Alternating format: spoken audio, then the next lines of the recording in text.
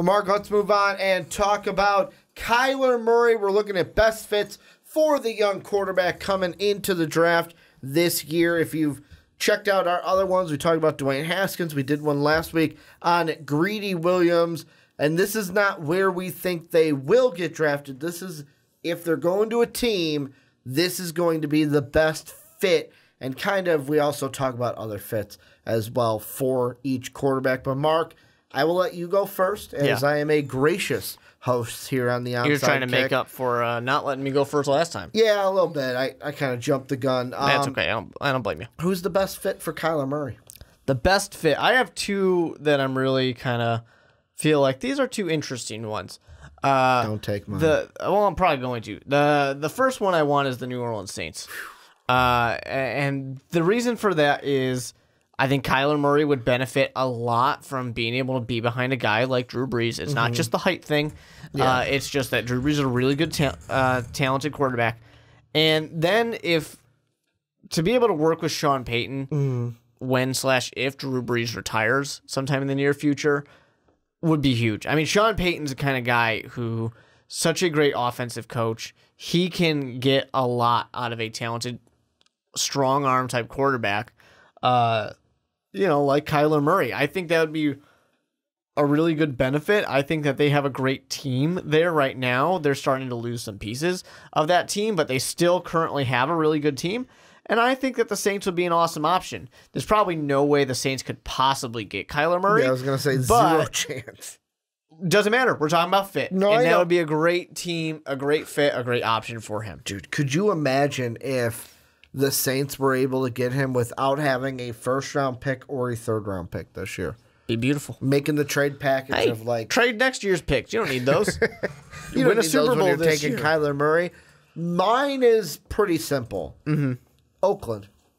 I think he'd fit great with Oakland. And, John Gruden's a guy where the reason why I feel like the fit would be great in Oakland is because he would have John Gruden, who knows how to speak to quarterbacks. You also have the support of your coach, where John Gruden has talked before about how he likes Kyler Murray. Now, I know there's people that are like, hey, you know what? He really liked Drew Lock during the Senior Bowl. But which one would you rather have right now, Drew Lock or Kyler Murray? Most people are going to say Murray. In 3 years, it might be a little bit different. We'll never know. We'll have to wait and see. But the thing about the Raiders, and this really is for any quarterback, but really with Murray, is I think having Antonio Brown and Williams out there, bringing those guys in, he has weapons. I will say this right now. If he goes to the Cardinals to me are the worst fit this year for Kyler Murray. And the reason why I say that is they need so much around him. Yes, they're getting David Johnson back. Yes, they have Larry Fitzgerald and Christian Kirk, but let's be honest. Christian Kirk coming off of an injury that he suffered late last season. Larry Fitzgerald, although he's a great wide receiver towards the end of his career and probably could have, should have hung the boots up this offseason, but decided to come back for one more, kind of Larry's last ride. And that offensive line is not good, and Kyler Murray will not have time to get the ball to these weapons because of how quickly defenses are going to get to him. Now, for me, another reason why the Raiders would be a good pick is because they've got draft capital later on, where they're a team that does not need, like where the Cardinals, where it's like, hey, they've got so many needs. The Raiders can be like, hey, we can take you earlier in the draft because we've got 2 picks later on where we can address some of those defensive needs like that pass rusher that apparently we need more than a quarterback. Now, the question is, Kyler Murray, would he even play year one? I would say probably not. I'm sitting him 1 year, and then Derek Carr I'm treating like Alex Smith at the end of the year. Like Kyler Murray would be on the Patrick Mahomes plan if drafted by Oakland. I think there's too much excitement about Kyler Murray for that to realistically happen, but like where your head's at. Well, it'd be like Baker, where you don't, at the very least, it'd be like Baker. Started right off the bat. No. Well, not right off the bat. He started like week 4. But that's what I'm saying. Like 3. I think 3. Tyrod got 2, and then the Jet game was the first Baker game. I'd say that's pretty quick. But, like, Baker, though, at the start, it's Tyrod's job. Now, I'm not saying Derek Carr would get dethroned as quick as Tyrod Taylor, but, I mean, I think that Kyler Murray has enough behind him, just hype and motivation-wise, that I think that whichever team he goes, there's someone in front of him, they're not lasting long. The first interception they throw, people are going to chant Kyler Murray. Yeah, I see. That's just what happens. With me, Derek Carr would be the guy to start day one. And with me, I would personally stick through and say, nope, he's starting the whole year. And that's how it's going to be. It's tough to do that. It's tough to do that in the NFL, especially if you're a team that doesn't win a lot of games. John Gruden's got 10 years, right? He's got 9. Oh, yeah, 9 that's years. right. He's 1 year. So he's got 9 years left. 9 years left. A team that I think that would be really cool to see this happen. And I think there is a nice connection here, but we got to see what happens with this coach because he's new. Cincinnati Bengals and their new coach, Zach Taylor. Zach Taylor is going to get compared to Sean McVay a lot this year because he's kind of nobody knows much about him. And he also had a connection to Sean McVay. I totally messed his name up in the first segment. I said Richard instead of Taylor. I just realized that when you said his name. I didn't even notice. But yeah, so he would be a cool fit.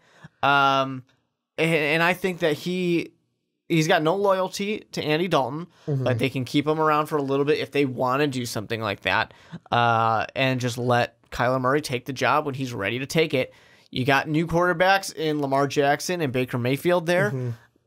Pittsburgh Steelers are probably going to draft a new quarterback next year because I really doubt Big Ben's going to be around for that much longer, especially when he's just saw his 2 best weapons go away. But they got Mason Rudolph, man. They sure do.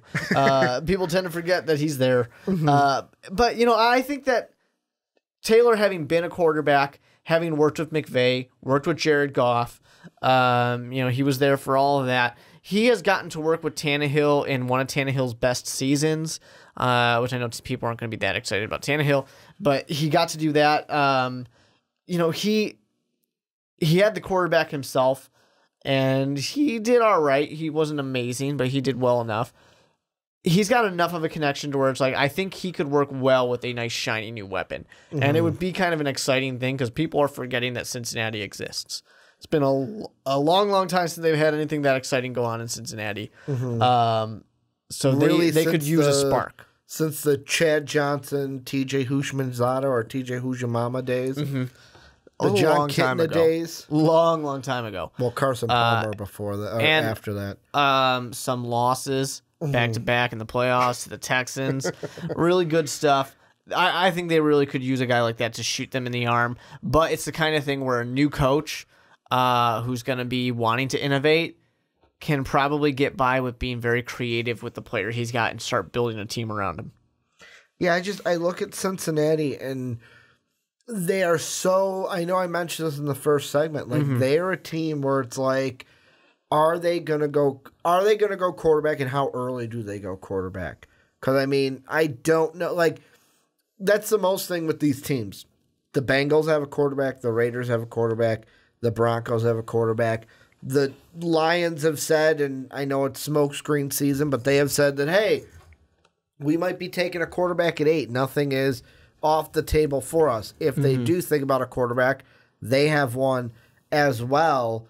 And I look at it and I go, with most of these teams, are they going to move up to get any of these guys? Kind of like what you were mentioning in the first segment of, is which draft are we going to see? The Jake Locker draft where one guy goes and it's like, oh no, we need a quarterback, and they go like hotcakes. Yeah. Or where it's like, oh wow, we thought Kyler Murray was going to go 1. Oh no, he didn't. All right, he's not going 2. He's not going 3. Why is nobody trading up for these quarterbacks? What don't we know? Like, is that what we're going to see with E.J. Manuel? And it's kind of, to me, yes, it's wait and see, but I can't put a finger on a pulse of which way we're leaning, because I think it's, and this is true to any draft, nobody wants to play their hand, especially with these quarterbacks. Nobody wants to tip it to where, hey, I like this guy, because then someone's going to say, well, wait, if you like that guy, why should I pick Kyler Murray if you like Drew Lock? Yeah, exactly. You can't give away your cards already. That's a silly idea. Yeah, and it's going to be interesting, especially, too, because as what usually happens with these guys, the best fits for one of these quarterbacks who probably needs a little bit of time to develop still are the teams that can't get them. Mm-hmm. You know, it's like I said, the Saints were my number one, and there's no possible chance for the Saints to get this guy unless they trade future picks next year. Mm-hmm. You know, I even think that the Pittsburgh Steelers would be a decent fit. You mentioned Mason Rudolph, but I don't think anyone really cares that much about Mason Rudolph. But to me, it's a good fit just because he can sit behind Big Ben for a while. Big Ben's a pretty unquestioned starter. That team needs to get some more pieces because they just lost pieces, so they can afford to have a bad year too, and then get some pieces around him next year when you have a nice new exciting quarterback in Kyler Murray. But once again, he's not falling to the Steelers have like 20 or something like that. He's not going to fall to 20. No, he's top 10 pick, and the top 10 really teams, top 5 pick maybe. Probably, but these top teams are teams that aren't going to be a great place. I mean, we just talked about Josh Rosen in the last segment. Josh Rosen going to Arizona was a terrible thing for Josh Rosen. It was a bad team. It was a team that's not ready to support him. He got hit a lot, more than pretty much anybody.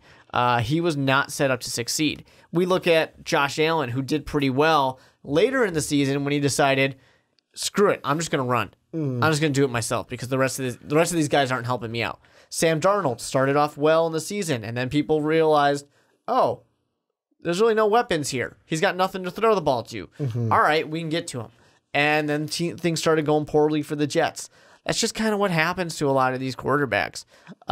You go to a team that's not really ready to have a quarterback like you, and you got to sit through some bad years. And hopefully things get better. Hopefully you don't have a season like Alex Smith or a career like Alex Smith where it's like, new coach. All right, next year, new coach. All right, now we got a new offensive system. And I just got replaced for Colin Kaepernick.